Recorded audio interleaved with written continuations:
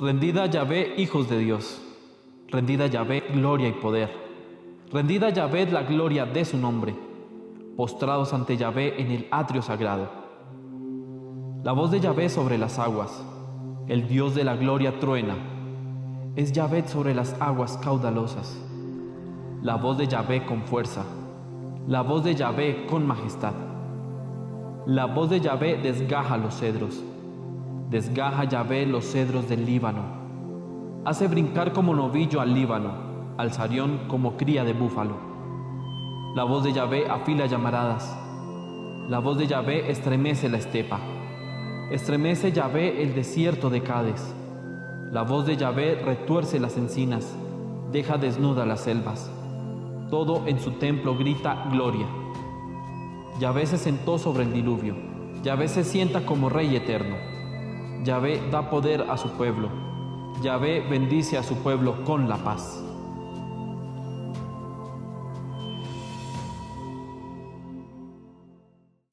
En el centro del Salmo está la descripción casi fílmica. No se necesita mucha imaginación. Esta es una poesía que habla inmediatamente a los ojos y nos coloca delante de una escena un tanto terrorífica, pero también emocionante. ¿Cómo ocurre una tempestad? Las 7 veces que se repite la expresión voz de Yahvé entre los versículos 3 y 9, las 7 veces siguen una construcción progresiva, desde una voz que se dice casi como susurro, una voz que va creciendo, creciendo y llega un momento en que se siente muy fuerte y finalmente va bajando, hasta que se pierde en el horizonte, en la lejanía. Pues estas 7 expresiones voz de Yahvé son nada más y nada menos que 7 truenos. Se desencadena una tempestad al ritmo progresivo de 7 truenos. En hebreo se dice Kol Adonai. Es una expresión, como se dice técnicamente, onomatopéyica, es decir, imita el sonido. El trueno y Kol parece querer imitar el eco del trueno sobre la montaña. Kol Yahvé. Voz de Yahvé sería algo así como decir trueno de Yahvé. La primera vez que suena el trueno, parece que ocurre, la tempestad comienza en medio del océano. El orante se encuentra muy probablemente cerca del templo de Jerusalén. Y dice, ¿y eso de dónde lo sacó el padre Fidel? Pues lo dice el texto. El texto en el versículo 9 dice, y todo en su templo grita gloria. El orante se encuentra en las cercanías del templo. Y desde la altura del templo, muy cerca, o todavía hoy, si uno sube al monte Scopus en Jerusalén, puede apreciar hacia el occidente la línea de fondo del mar Mediterráneo, y si mira hacia oriente puede ver abajo algo del mar Muerto. El orante siente el primer trueno, ocurre sobre el Mediterráneo. Voz de Yahvé sobre las aguas, el Dios de gloria truena. Comienza a formarse la tempestad. La tempestad comienza en el espacio caótico. Es como si fuera una repetición del Génesis. Dios habla en medio del caos. Y entonces esta voz de Dios que tiene ese sentido terrorífico, que espanta, que intimida, en realidad es una voz creadora que ordena y pacifica. Escuchemos el segundo trueno en el versículo 4. La voz de Yahvé con fuerza. Se aumenta la intensidad porque la tempestad viene en dirección del orante, viene en dirección de tierra firme. Tercer trueno enseguida, versículo 4. Voz de Yahvé con majestad. Cada vez más fuerte. De lejos truena con fuerza, con majestad. Y ahora la tempestad entra en tierra firme. Y la cosa se pone emocionante, eso se pone emocionante, porque vemos que cae un rayo en este momento y el rayo zigzaguea y quema un antiguo cedro del Líbano. Estos cedros del Líbano son como grandes antenas que cuando se secan se vuelven para rayos. El texto lo dice, desgaja los cedros, desgaja los antiguos cedros del Líbano. Y en este momento el Salmo se permite un poco auscultar la emoción de los que están ahí asistiendo al espectáculo. El orante se asusta. En el mundo antiguo la gente le tenía miedo a los truenos y a la centella. La gente no sabía qué hacerse, esconderse. Y aquí vemos la gente apavorada, llena de miedo. Pero se le manda el susto a los animales. Dice que hace brincar como un novillo al Líbano, al Sarión, esa preciosa llanura costera que tiene Israel al pie de Samaria, entre Samaria y el Mediterráneo, dice al Sarión como cría de búfalo.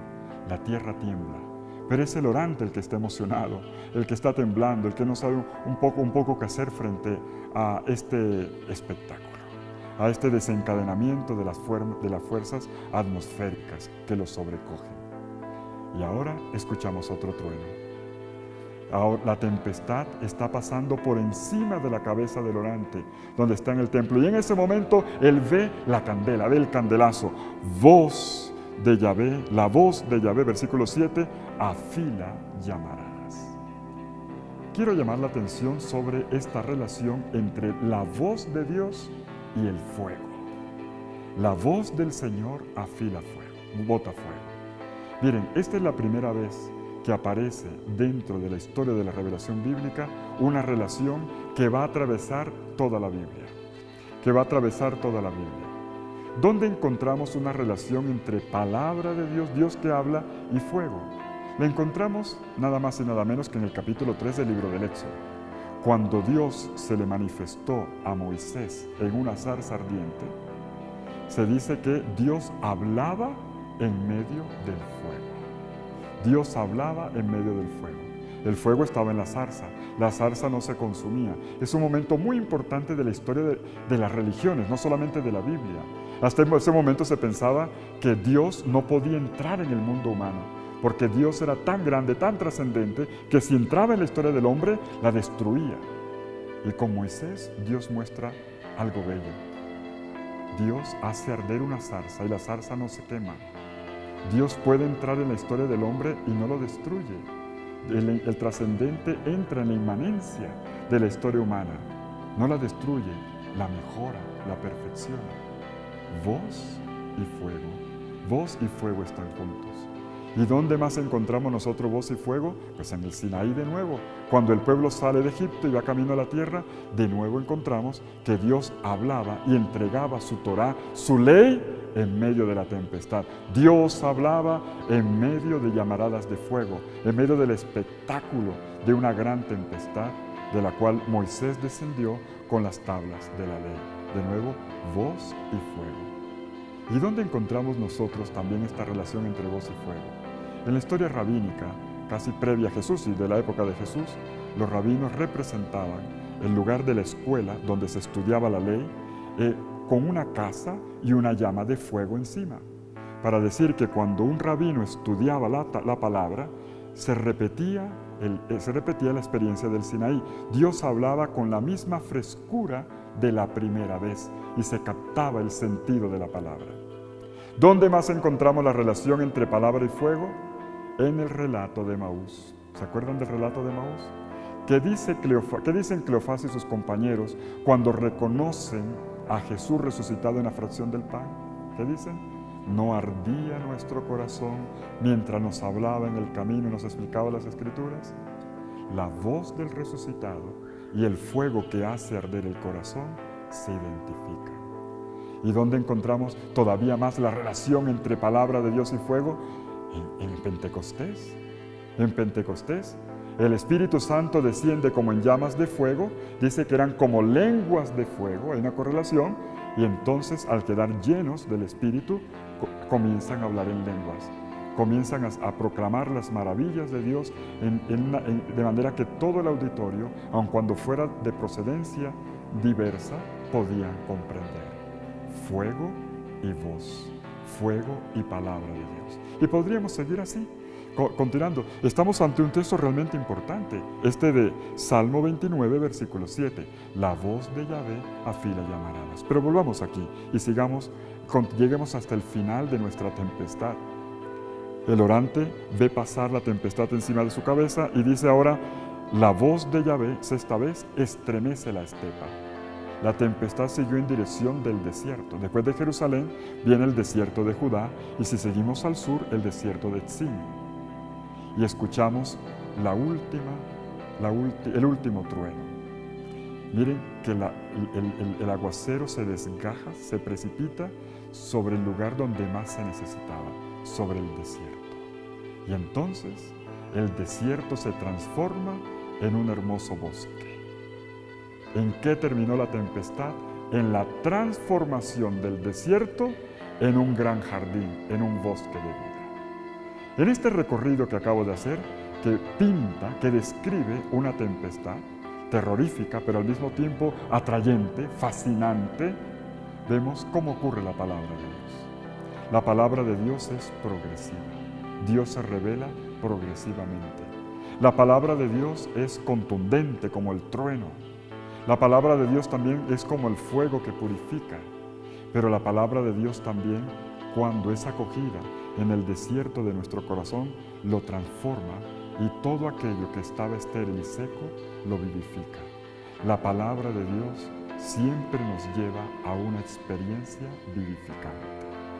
Y termino con esta anotación.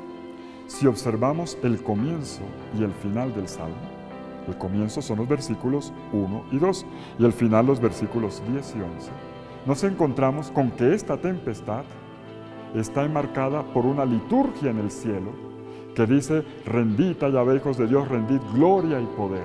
En el cielo hay una liturgia, una celebración de Dios. Cuando termina la tempestad, nos encontramos con que en el templo, signo de la presencia de Dios, ahora es el lugar de una nueva celebración. La escucha de la palabra ha despertado la respuesta oracional y el compromiso del pueblo.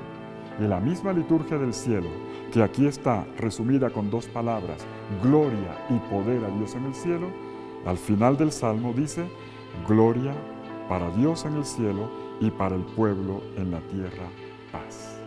Es interesante cómo la palabra de Dios acogida, que conforma una comunidad litúrgica, orante, que adora a Dios, al escuchar la comunicación de Dios, capacita al pueblo. Ese es el poder, le da la capacidad al pueblo que ora para que se convierta en constructor de paz, generador de vida en su entorno. Queridos amigos, la escucha de la palabra suscita oración y compromiso de vida donde quiera que estamos. Los invito a releer este Salmo 29 y cada vez que nosotros leamos cualquier pasaje de la Biblia, recordemos qué es una experiencia de la palabra y acompañemos nuestra lectura de otros textos de la Biblia con las indicaciones de este Salmo.